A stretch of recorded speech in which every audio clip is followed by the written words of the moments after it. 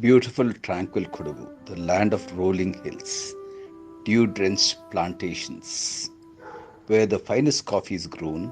It is the birthplace of River Kaveri and the birthplace of brave soldiers and stellar sports stars.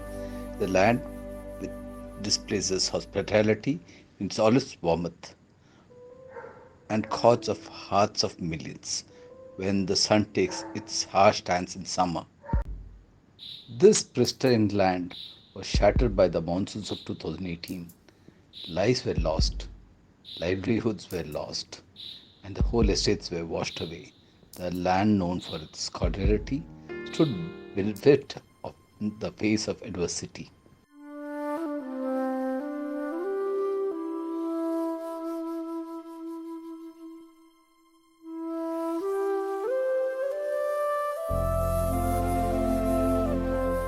Then help began pouring in, along with love, prayers, contributions. In our own small way, we wanted to channelize the help so that we could reach the needy and the displaced.